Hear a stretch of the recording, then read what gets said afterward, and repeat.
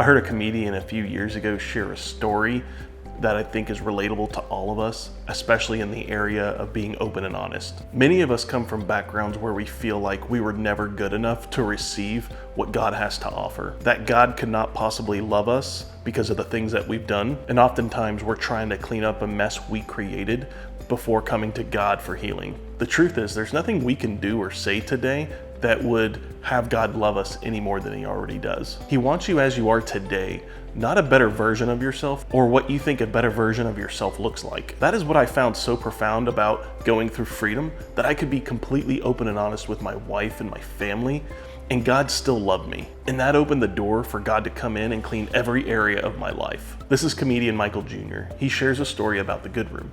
The good room is that place in your house or your family's house that no one's allowed in, that you only use it for the very special occasions.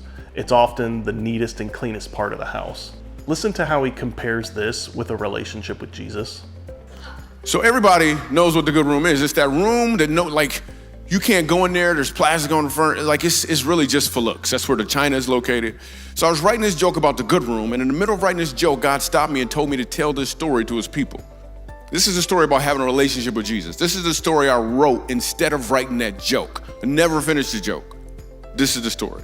So imagine that you're a house, and outside of the house is Jesus Christ, and He wants to come in, but He'll never force His way in. He actually wants you to invite Him in. And the reason some people in this room, watching right now at your location, watching right now at home, the reason you haven't invited Jesus into the house is because you're cool with the way things are right now. Whenever you need something, you just walk up to the door, crack it open, say a little prayer, tell Him what happened, tell Him what's going on. And then you close the door and go back into the house. That's not a relationship at all. How can you hear His voice under those circumstances? And the reason you won't let Him in is because your house is a mess. You think you need to clean it up first. How's that working out for you?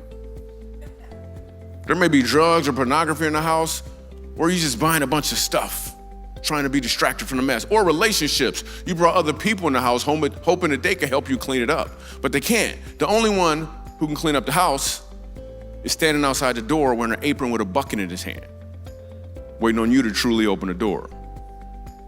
Then there's other people watching right now. You used to have Jesus in the whole house, but whether you realize it or not, you have moved Him to just one room in the house, the good room.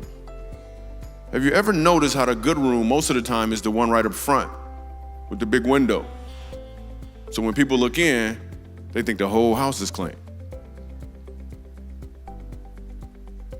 But it's not, it's just that one room. So when they hear about you coming to church or watching online, they think the whole house is clean, but it's not, it's just that one room. You quote scriptures, but it's just that one room. You got a Bible in your car, but it's just that one room. You got the app on your phone, but it's just that one room, and your streak is 0. Jesus wants access to the whole house, and I'm telling you, if you will make the decision to open the door and let Him in, He'll show up with a contractor named the Holy Spirit, and they will make sure the whole house is functioning the way that it should. Jesus wants access to your entire life, not just one room. So I want to encourage you guys that may be hung up on what to share or how to share, or even if I should continue to share, to allow Jesus into every area of that life and trust Him with it and allow Him to clean it up. I think myself and other leaders would say the same thing when they stop trying to clean everything up themselves and allow God to move. That's when things really started to change. Sometimes we have to get out of the way and open the door and give Him access to everything. Darkness cannot operate when light shows up. Keep moving forward. Keep being open and honest with your wife or family if you're single, and watch how God moves. And watch how your house, your life, come into order. Be blessed.